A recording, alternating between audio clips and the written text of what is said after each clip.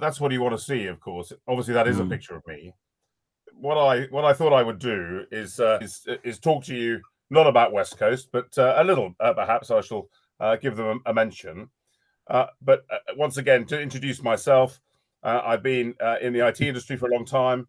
I originally was a zoologist at Durham University, qualified as an accountant with EY, joined the IT industry in '95, and have been in IT distribution with a bit of services and various other things during the course of my career. But I've been at Westcoast for the past 16 years or so as the sales and marketing director, then the MD, and now I'm exec director looking after the whole group.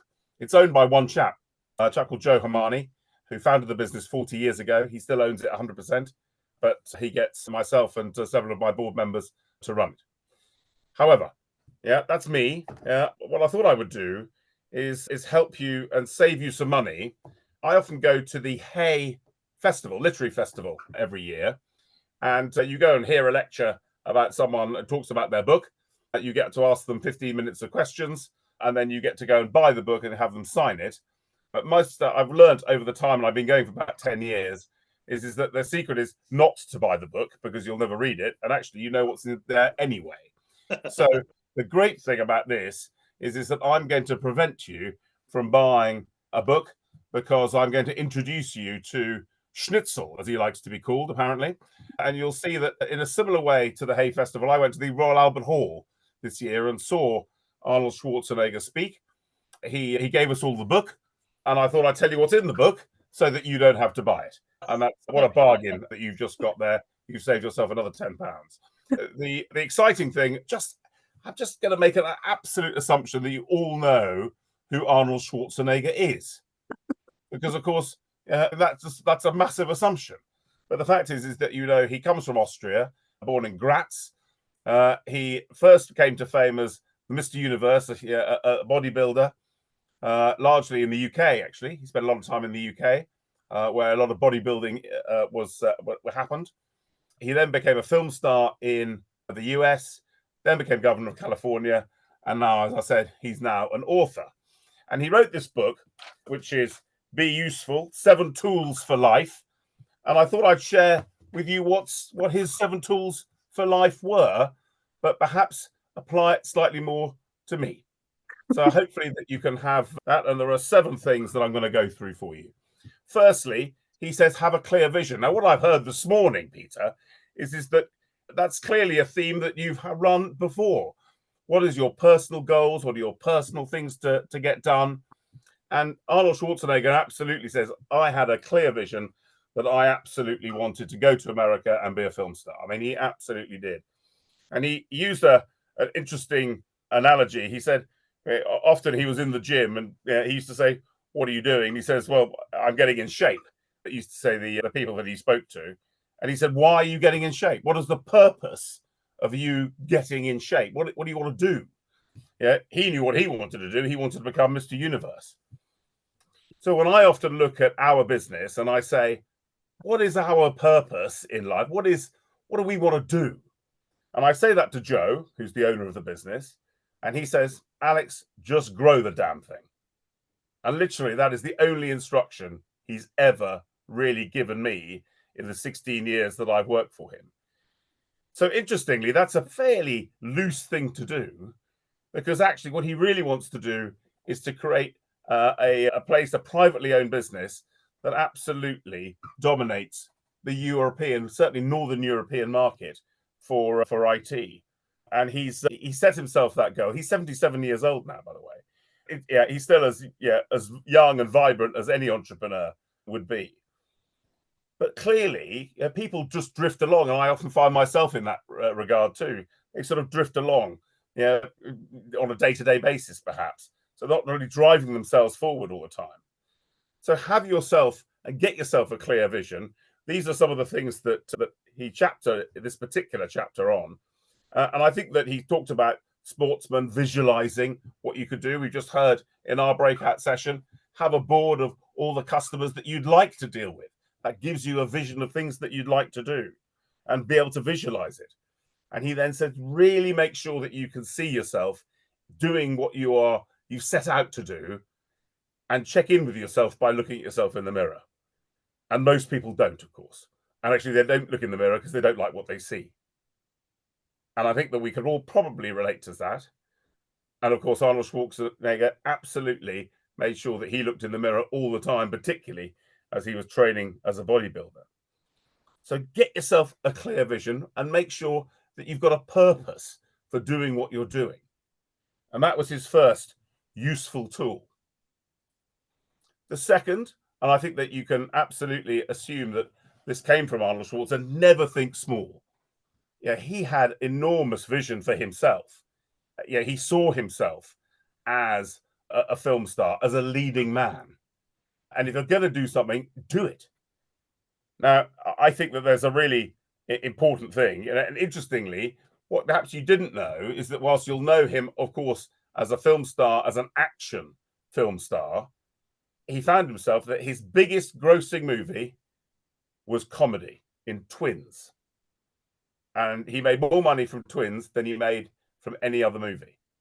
And that movie made more gross profit than any other of Arnold Schwarzenegger's movies, all of them, including all the Terminator and Predator movies, as an example. So he was really keen to do something different, and he absolutely set himself those goals.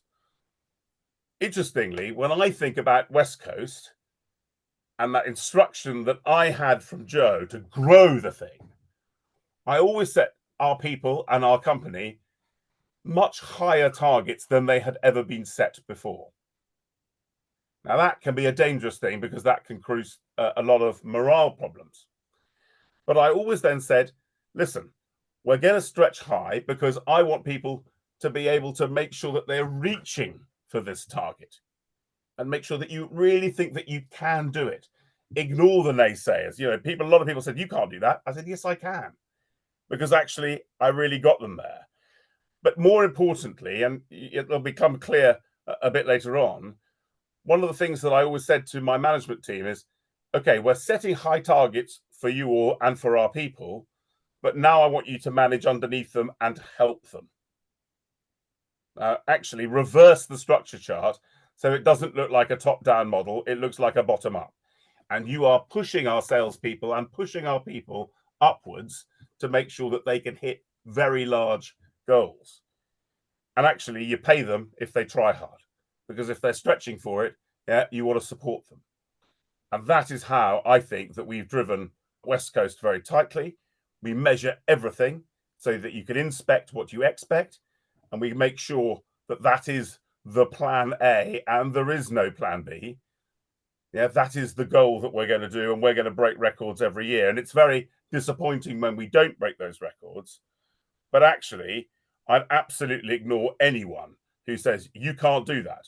And I came into a business, I'm perhaps the most junior director within Westcoast because I've only been there 16 years and everyone else has been there longer. But actually, what I found when I got there is a whole bunch of people said to me, you can't do that. And I said, I'm going to do it anyway. So I'd encourage you all to ask for forgiveness and not for permission, and get on with it and never think small. Another interesting example that we had was that the finance team always had two budgets. One for the bank, if you see what I mean, a slightly more conservative budget, given that we're privately owned and therefore debt financed. He always had a slightly more conservative budget, and then we had a sales budget which was much higher. I can assure you that I've never looked at that bank budget ever. Yeah, and when I pitch to the bank, I always use the sales budget, and we always hit it. The third thing he talked about, which is fairly simple to understand from Arnold Schwarzenegger, is work your ass off. Now, clearly, there is no substitute for hard work, and yeah, he were talking about when he was bodybuilding is that he has he would to always have that one last rep that you couldn't lift another weight and your muscles gave out. And he said, well, actually, that's an example of failure sometimes, because actually, if you can't do it, but actually that failure means that you've learned something about where your body can lift something. And I think that actually, if you do work and you find yourself failing at things, that pain is temporary and you're going to learn from that. You can always make time. We've already heard about a number of people who are offering outsourcing services. There's always ways of making time. So if you find yourself having an excuse out there to say, oh, I just haven't got time for this, you have got time because you can make the time. Yeah. And you can always make the time.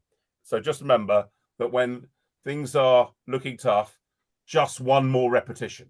And that's what Arnold Schwarzenegger would say. And I think that's something that we can all do. Perhaps something that perhaps is more close to my heart is that he sold himself constantly to the press, to the people that he wanted to work with. He networked like crazy and selling himself all the time. It's one of the reasons that I'm doing this today. Yeah, networking and selling yourself and selling Westcoast to you all is part of what I do and part of my job. Talk to journalists, social media, TV, be prominent on social media. It rather helps if you meet your wife on blind date, of course. Yeah, and that's what I did. But nevertheless, yeah, be part of a really strong network and talk to journalists all the time. I learned one of the things when a journalist phones you up and asks you for a comment, give them the comment and give it to them quickly and make sure you're opinionated, because then they'll come back to you. Interestingly, we look at a journalist this week has been much celebrated in the computing industry, a chap called Carl Flinders, who took that post office story on the Computer Weekly.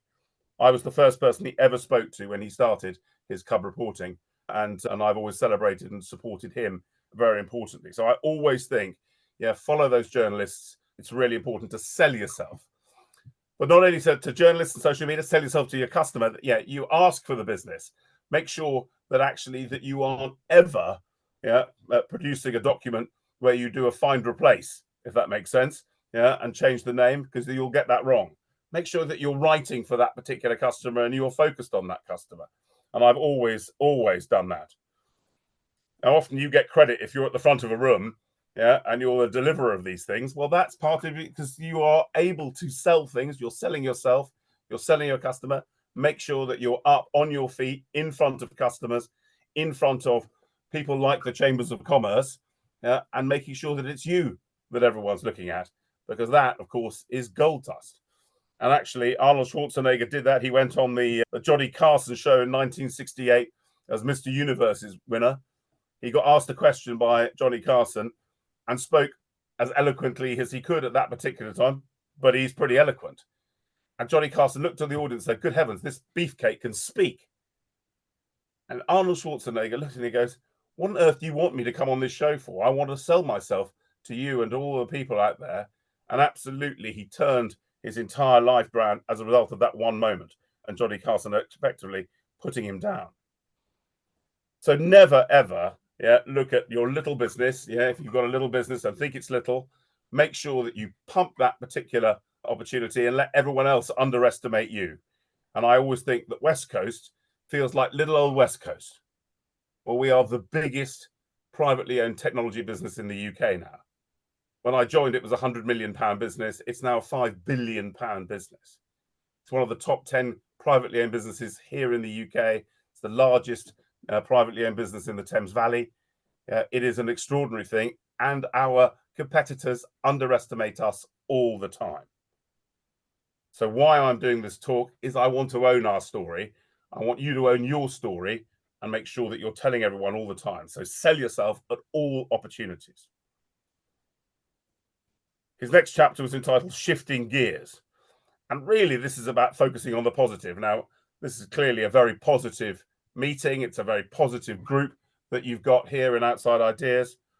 I remember a sales trainer when I first joined the IT industry, and I remember I was an accountant at the time, and I was in charge of all the training within the business. And I hired a trainer from Carphone Warehouse. He was called Ian Alexander. And he said, Alex, when people come in to see you in the morning, and they say, how are you? Just tell them you are fantastic. I'm fantastic. There's several reasons why. If you're in sales, that actually you need to lift yourself up. And by saying you're fantastic transfers energy to them and to yourself. And of course, no one wants to hear from a salesperson to say that they feel like death warmed up in the morning. So, quite frankly, that's something that I've always done. And when you ask me how I am, no matter how I am, I'm fantastic. I always go to schools, I often say, and do something that you enjoy. And I look at that and I go, it doesn't matter what you read at university or what you do for A levels potentially, or what subjects that you read, do something that you enjoy. Because you, as business owners, and Westcoast, to employ something like 2,000 people across Europe, effectively employ people for the enthusiasm that they show for themselves and for technology and for the business. So I would really recommend that as an instruction to you and to your families and to the wider community when you're speaking it to a school or whatever, is to say to people, do something you enjoy. I read zoology because I came away thinking I'm excited about bugs, and I still am. And that's a great thing. I can only say that the accountancy profession comes with very heavy textbooks, and my wife puts them on the bugs all the way around the house just to make them very difficult to identify. Nevertheless, I always think, do something that you enjoy.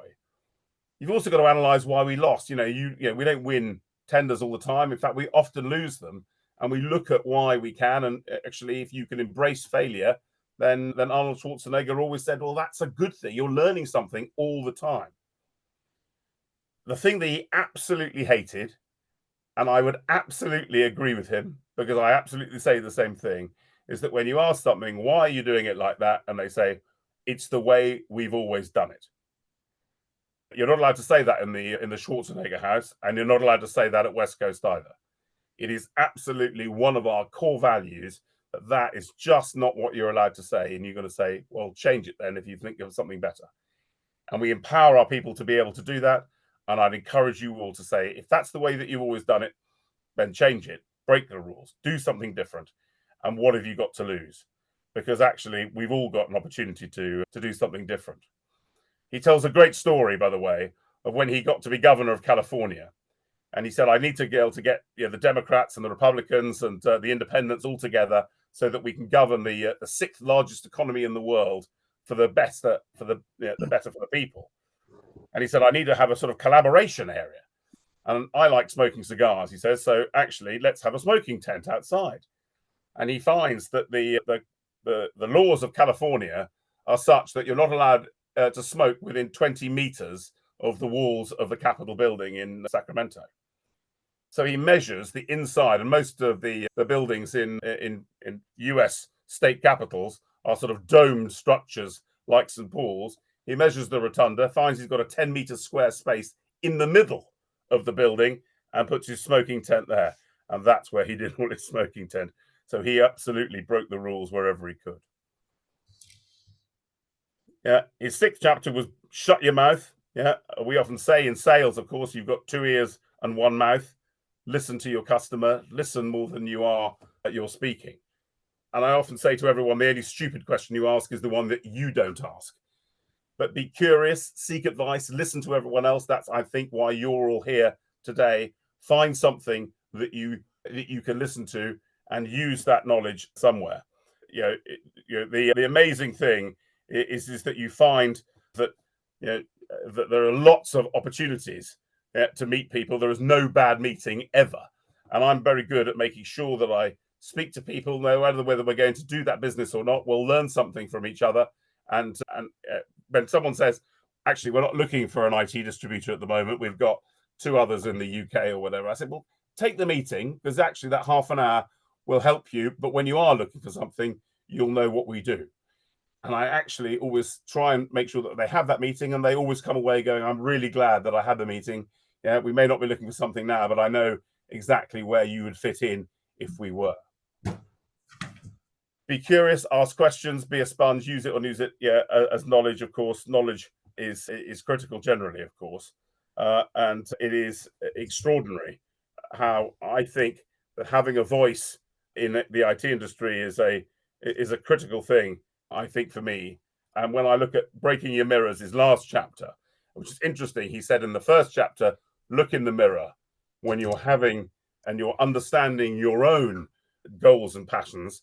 He says, break your mirrors. What he basically means by that is just listen to others. No one is successful on their own.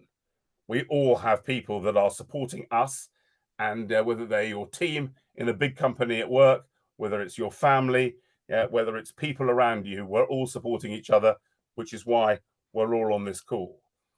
So make sure that you're looking at others, and actually others have great benefit to them. Arnold Schwarzenegger talked about being a Terminator. And when James Cameron came to him with the role, he said, I'm not sure that this is the role that you'd like, but I'd like you to do it. And Arnold Schwarzenegger said, well, it's not a leading man, and I want to be a leading man. And James Cameron said, well, this role is a science fiction role. It breaks all the rules, and you can be anything that you want to be.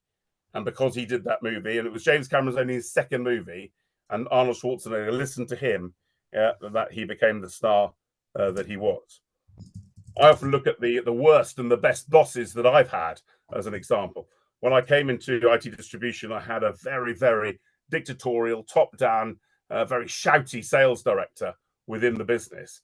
And I always looked at that and I go, good heavens, I spent a lot of time clearing up the debris after him sometimes.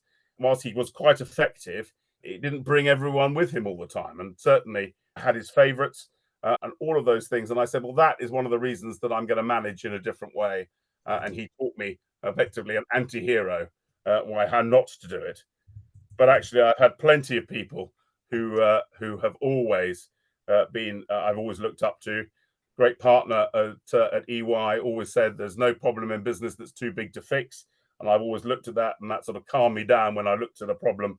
And I think that's a good lesson to have. But none of us have done anything on our own. I've always had help, and I always love the fact that we've had help. And today we're helping each other, and that's what it's all about. And I've just helped you save £10 by not buying. And that is the end of my talk. I hope that was interesting, and comparing myself to Arnold Schwarzenegger, you'll be glad to know that I'm not posing as Mr. Universe today. Love it. Thank you so much.